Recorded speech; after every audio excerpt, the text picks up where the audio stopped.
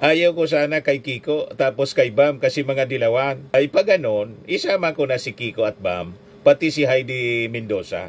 Kaysa naman, mga kababayan, makakontribute pa ako doon sa mga pagkapanalo nitong mga kaalyado ni Pusit.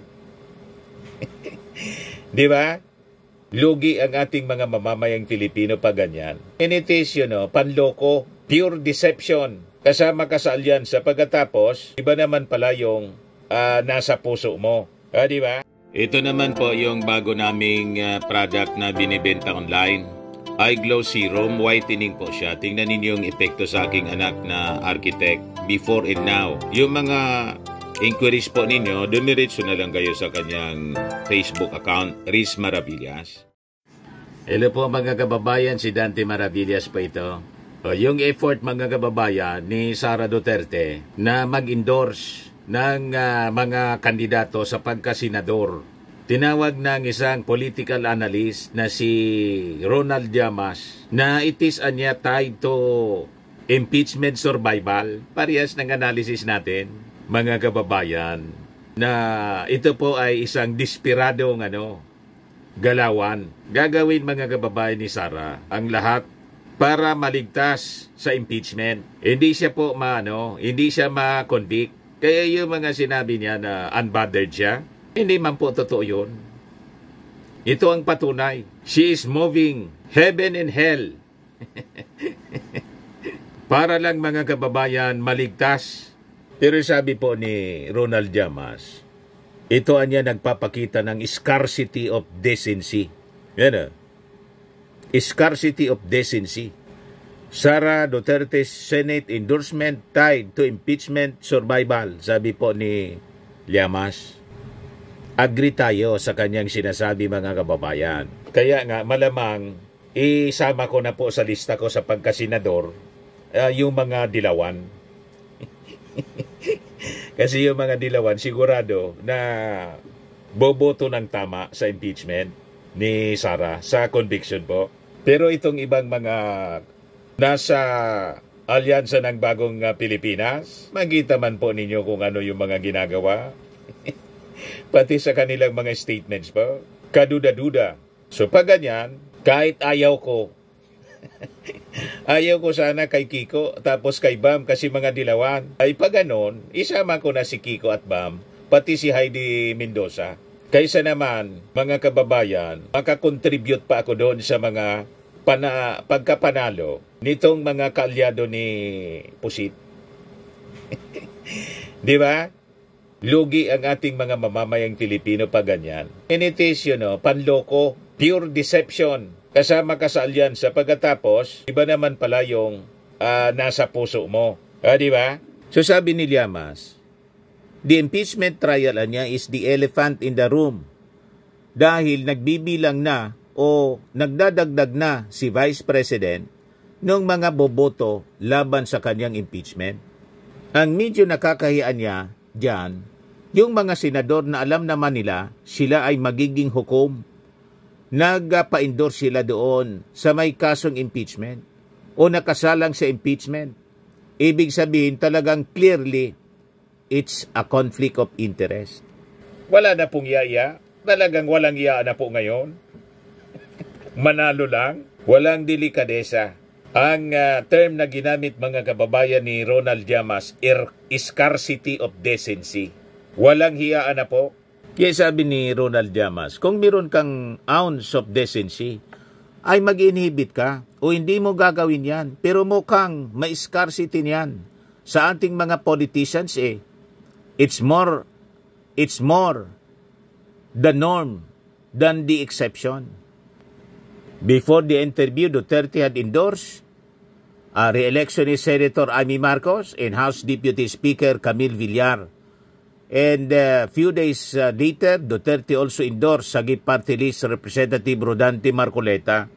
Di bali na si Rodante, kasi si Rodante kasama sa PDP Laban. Pero sabi noon ni Sara, wala siyang endorse daw sa PDP Laban. Pagkatapos, biglang nag-endorse po, una pang in-endorse si Amy Marcos, sunod si Camille Villar.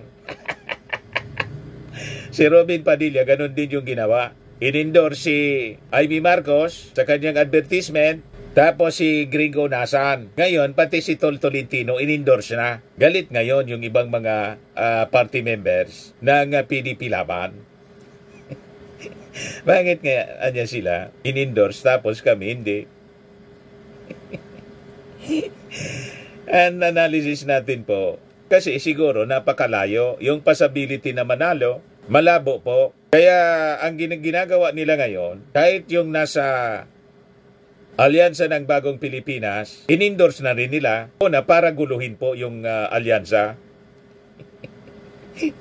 Pangalawa, para magkautang na loob mga kababayan sa kanila at during the impeachment trial, i-acquit si Sara. I-just imagine na ganung mga agenda po. Pang sarili, hindi po para sa bayan, mga kababayan, kundi para lang sa kanilang political survival. Pero sabi ko nga po, ang ultimate judge niyan, tayo pong mga mamamayang Filipino, kasi tayo naman po ang boboto sa kanila. Kung magpaloko tayo, di iyon, mananalo sila.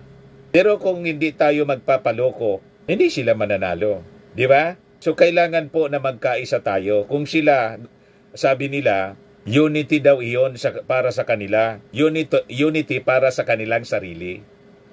Tama po. Pero dinownplay po ni Congressman Paulo Ortega ng La Union itong tinawag niyang alliance building moves ni Sara Duterte ahead of the impeachment trial. Sabi ni Ortega, he was still confident that the prosecution team would secure a conviction against Duterte even after she has started to endorse senatorial candidates in the upcoming polls, kasi po yung mga ebidensyang na-gather nila napakalakas. So naniniwala siya na majority sa ating mga senators, enough numbers to convict Sara Duterte, makukumbinsi dahil sa lakas ng ebidensya. Siyempre, itong mga senador, mga kababayan, iisipin din nila kung ano ang magiging repercussion sa kanilang political career. At sabi ko nga po, sa mga previous analysis natin, may mga ambisyon din yan na mga senador na maging presidente, vice-presidente. Ito na yung pagkakataon ng mga senador. This is now their time to shine. Tama po. Kasi kung bibigbayan pa nila ng pagkakataon si Sara Duterte, na maging kalaban nila sa presidential election, paano sila? Tama po? Kaya kung ako sa inyo, mga senador, malakas naman talaga yung mga ebidensya. Kitang-kita po, kahit sa dilim, kitang-kita pa rin si Piatos. Di ba? At iba pang mga tsitsirya na nagsipagditawan. Pati yung Team Dodong, Team Kamote, Team Grocery, napakalakas. Hayaan ba ninyo na masira yung inyong political career sa pagsuporta sa vice-presidente na nagbanta sa ating Pangulong Bongbong Marcos, kay Lisa Marcos at kay Martin Romualdez? Yun pa lang po, kasiraan na ninyo na i-acquit ninyo.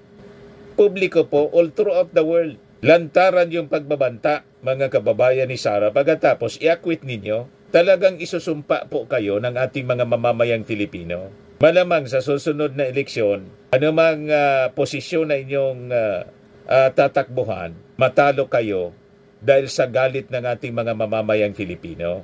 Kaya mag-isip-isip kayo, mga senador. Sabi po ni Ortega, the evidence gathered during the House Committee on Good Government and Public Accountability and the budget briefings is strong enough. He noted that Duterte may just be trying to influence possible winners in the senatorial race. Malamang yun po.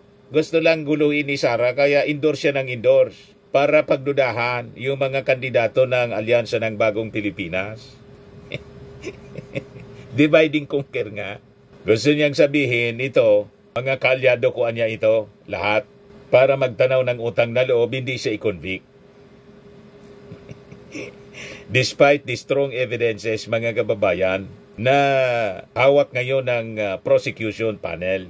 So sabi ni Ortega, well, we have strong evidence as seen during the committee hearing on good government and the previous budget briefings. But as I've said, we cannot help but think that this is an attempt to influence possible senator judges to have an influence should their endorsement result in wins.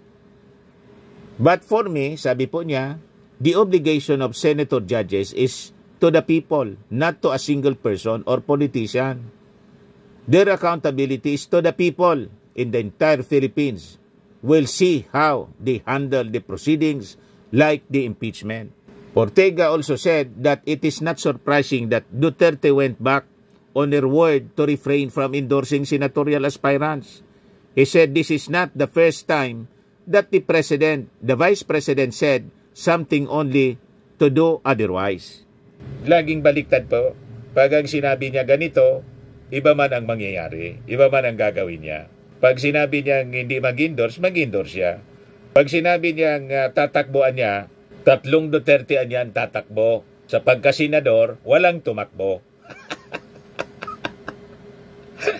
Di ba? Flinote niya na si Pulong, si Baste, tapos yung kanyang tatay na si Digong, tatakbo daw sabay-sabay sa pagkasenador. Wala ni isa. Tapos sabi niya, wala niya kung i-endorse sa PDP Laban, nag-endorse. Double talk, double speak mga kababayan palagi, kaya maniwala kayo sa mga pinagsasabi nila. At itong ating programa mga kababayan, atid sa inyo nitong ating mga sponsors. Firmax Firming and Lifting Cream. Pinapay po sa mga pulses in affected area. Mainam po ito sa mga pains at paninigas ng mga kasukasuan. Ito sa mukha naman yung application, anti-aging, Automax po siya. Ito ay Glow 60 mga kababayan. Whitening po siya. Made in South Korea. Ito naman po, Nengxia Red Mix Fruit Drink. Gawa po siya sa goji berry. May anti-cancer properties po siya. At sa mga nagana po ng malinis and spacious fitness gym, pumunta lang po kayo sa aming Colossal Fitness Gym. May Grab Car Rental din po kami. At bills payment po sa aming office. At saka sa mga mahilig po sa mga imported bags, manood po kayo sa live selling ni Madam Aileen Rosales sa kanyang Aileen Closet po. Pati mga shoes, ito yung kanya po. Ito yung kanyang page. Kita ninyo, napakagandang mga online selling po siya. Si Madam Aileen Rosales. At cellphone number niya po, 773-798-7816.